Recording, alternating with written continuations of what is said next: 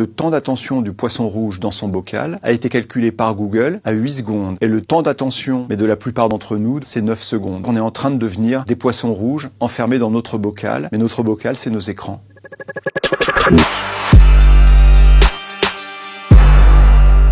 Il y a eu une étude qui disait qu'au-delà de 30 minutes passées par jour sur les réseaux sociaux, la santé mentale des plus jeunes était menacée. Et sur le téléphone portable en France, on y passe pas loin de 2 heures et on pense que ce temps va doubler d'ici 2 ans. Est-ce que ça nous rend fous? Sans doute un peu, en tout cas ça nous rend dépendants.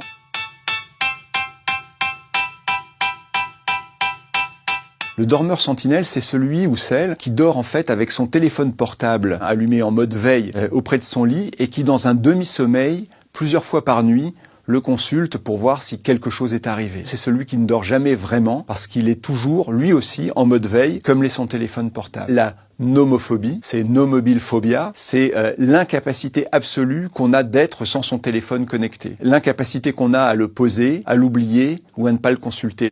Le snubbing, ça vient de phone et snubbing, c'est-à-dire je snub les gens qui sont autour de moi parce que je me consacre à mon téléphone. Regardez les temps de repas que vous pouvez avoir entre amis, en famille. Le snubbing, c'est typiquement je consulte mon téléphone portable alors que tu es avec moi, que tu me parles et pourtant toute mon attention est attirée vers cet écran. Il y a un syndrome plus compliqué, presque prédépressif, qui s'appelle l'assombrissement. C'est quand vous commencez à avoir l'habitude de rechercher ce que fait un profil, de vos amis en ligne. Vous ne pouvez pas vous empêcher de le suivre, de le traquer, de savoir ce qui se passe. On parle d'assombrissement parce que petit à petit, ça vous écarte de la réalité de la vie pour vous plonger dans une sorte d'obsession quant au comportement de cette personne en ligne. Au début, les réseaux sociaux, tous ces outils-là, nous permettaient d'avoir plusieurs identités et c'était une liberté, c'est toujours une liberté qui nous est donnée. Mais de temps en temps, cette liberté nous entraîne vers la schizophrénie de profil, c'est-à-dire qu'on a tellement d'identités différentes qu'on ne sait plus très bien se situer soi-même par rapport à ces profils-là. Il y a un syndrome qui s'appelle l'atasagoraphobie, c'est la peur d'être oublié. Dans les réseaux que nous occupons, elle se manifeste par un contrôle permanent quant à savoir si vous avez été liké, si vous avez été sharé, donc partagé,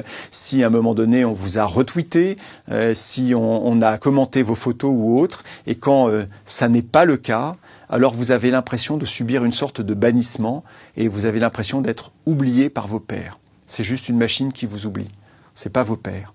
Une grande partie des réseaux marche de la même façon qu'une machine à sous dans les casinos. Elle se fonde sur le mécanisme de la récompense aléatoire. De temps en temps, vous avez quelque chose qui vous satisfait, de temps en temps quelque chose qui vous indiffère totalement. Et parce que ça alterne tantôt une récompense, tantôt du rien, finalement, vous êtes en consultation permanente de ces outils.